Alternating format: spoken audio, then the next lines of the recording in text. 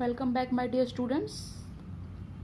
As you know, we are doing chapter 2, Kings, Farmers and Towns of your 10+2 history textbook, themed in Indian history, part 1. Today's subtopic is how important was the empire. कौन से empire की बात कर रहे हैं हम? Mauryan empire की बात कर रहे हैं. मौर्यन साम्राज्य कितना महत्वपूर्ण था, इसका पता हमने किन किन सोर्सेज से चलता है, ये हम पढ़ेंगे. जब 19th सेंचुरी में जब हिस्टोरियंस इंडियन हिस्ट्री को रिकंस्ट्रक्ट कर रहे थे, जो आरंभिक भारत का जो इतिहास था उसका पुनर्निर्माण किया जा रहा था इतिहासकारों द्वारा 19वीं शताब्दी में. At that time the emergence of Mauryan empire was regarded as a major landmark. Mauryan empire का जो उद्भव हुआ, इसके बारे में जो पता चला, इसको एक मुख्य उपलब्धि माना जाता है, एक बहुत बड़ी अचीवमेंट माना जाता है. At that time, India was under the British colonial rule and the part of the British Empire. उस वक्त भारत जो था एक उपनिवेश था ब्रिटेन का, और इस पर औपनिवेशिक शासन था, और पूरे ब्रिटिश साम्राज्य का जो था वो एक हिस्सा था. 19th and early 20th century Indian historians, जो 19वीं और 20वीं शताब्दी के जो भारतीय इतिहासकार थे,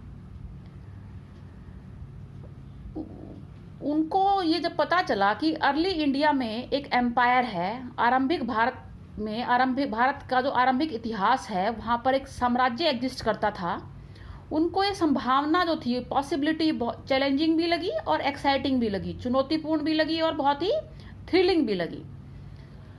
also some of the archaeological finds associated with the Mauryas, including stone sculpture, were considered to be example of the spectacular art typical of the empires.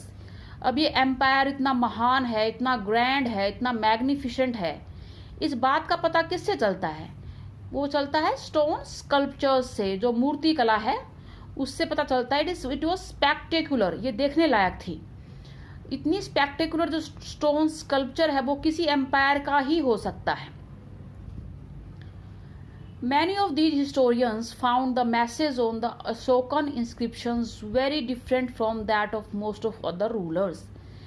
कई इतिहासकारों को जो अशोक के जो अभिलेख थे और उन पर जो संदेश मिले हैं, वो बाकी जो रूलर्स थे, बाकी जो शासक थे, उनके अभिलेखों से, उनके जो संदेश थे उनसे बहुत अलग थे. अशोक के जो मैसेज थे इंस्क्रिप्शंस के ऊपर, वो बाकी रूलर्स के मैसेजेस से बहुत डिफरेंट थे, बहुत अलग थे. और ये इससे ये कंक्लूजन निकलता है, ये निष्कर्ष निकलता है कि अशोक बहुत ही पावरफुल, बहुत ही शक्तिशाली और बहुत इंडस्ट्रियस, बहुत ही मेहनती शासक था. And he was very humble, और वो बहुत हम्बल होता है, बड़ा पोलाइट, जो कि बहुत ही विनम्र है, जिसको घमंड नहीं है.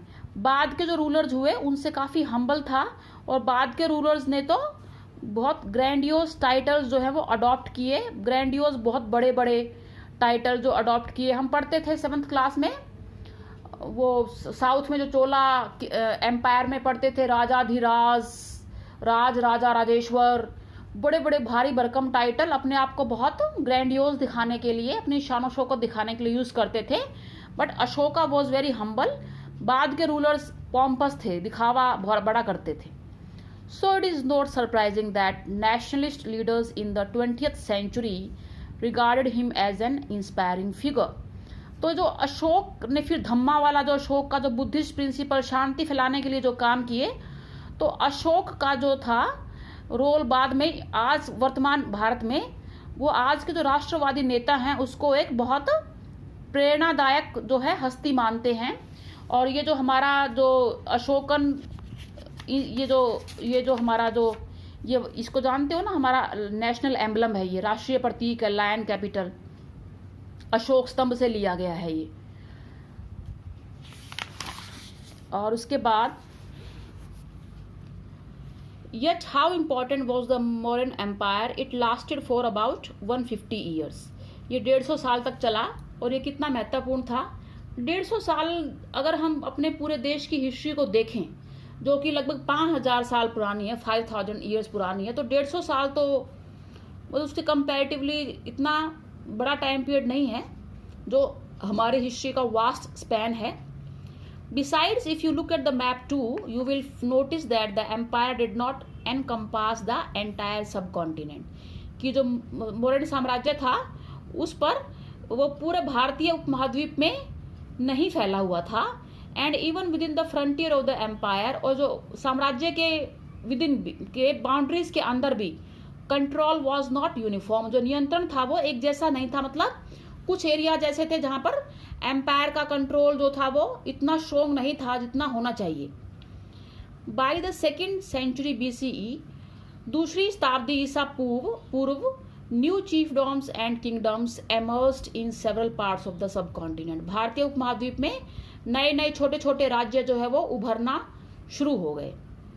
सो अब इसमें पता कैसे चलता है, इसमें कौन कौन से एलिमेंट्स हैं जो ये बताते हैं कि modern empire was really important, really grandiose. और ये कौन सा जो एलिमेंट बताता है कि वो इतना इम्पॉर्टेंट नहीं था कि 150 साल तक ही चला. It did not encompass the entire subcontinent. ये दिखाते हैं कि मॉडर्न एम्पायर जो था उसका थोड़ी सी वीकनेसेस दिखाते हैं, उसके थोड़े से ड्रॉबैक्स एक तरीके से. और इस पैराग्राफ में we can find out the points, जो व्यू पॉइंट्स हैं हिस्टोरियंस के, जो स्टोन स्कल्पचर मिला है, ये सब प्रूव करते हैं कि empire, modern empire was really important. इसमें अशोक का कॉन्ट्रीब्यूशन जो है वो बहुत आता है. So this much is enough for today. I will start the next topic, chiefs and kings in the south, in my next video. Your monthly tests are going on. Focus on your tests. So I will be making small videos in these 2-3 days so that you can focus better on your monthly tests.